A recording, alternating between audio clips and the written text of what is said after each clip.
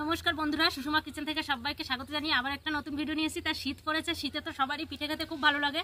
তা আজকে আমি বানাবো কুলে পিঠে। কুলে পিঠে বানানোর জন্য এখানে নারকেল নিয়েছি, এখানে 500 গ্রাম চাল ভিজিয়ে নিয়েছি, এখানে 1 কিলো চিনি নিয়েছি, আর আমি শিলনোড়া এই চালটা গুঁড়ি করে নেবো। তা তোমরা ভিডিওটা দেখতে থাকো আর আমার সাথে থাকো। তা বন্ধুরা দেখো, আমার চালটা গুঁড়ি হয়ে গেছে, আমি গুঁড়ি করে নিয়েছি। আর এখানে দেখো নারকেলটাও কুড়িয়ে নিয়েছি।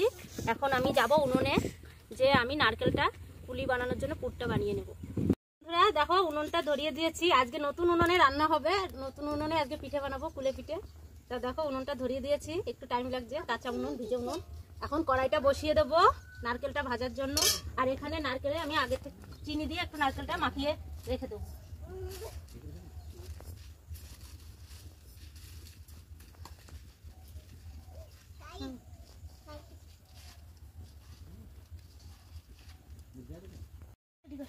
তো বন্ধুরা দেখো কড়াইটা গরম হয়ে গেছে, আর আমি এখানে চিনি মাখিয়ে রেখেছিলাম নারকেলে, এবার নারকেলটা দিয়ে দেবো।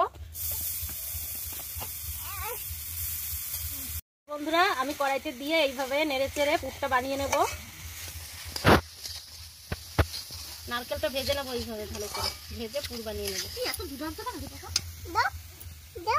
পুরটা হয়ে গেছে, এখন নামিয়ে নেবো, নামিয়ে কলা পাতায় রেখে দেবো।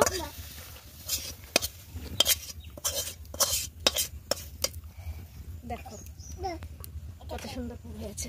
নারকেল তো ভেজে নিয়েছি, পুরটা হয়ে গেছে। এখন কড়াইতে জল দিয়েছি, জলটা ফুটে গেছে। এখন একটু নুন দিয়ে দেবো, আর এখানে চালের গুঁড়ো দিয়ে একটা দলা পাকিয়ে নেব কুলে বানানোর জন্য। এবার চালের গুঁড়োটা আমি দিয়ে দিলাম। আমি কুলে পিঠে সহজ পদ্ধতিতে বানাচ্ছি, আর আস্তে আস্তে খুন্তি দিয়ে নেড়ে নেব দলাটা পাকানোর জন্য। এইভাবে চালের গুঁড়ি দেবো আর দলাটা এইভাবে পাকিয়ে নেবো।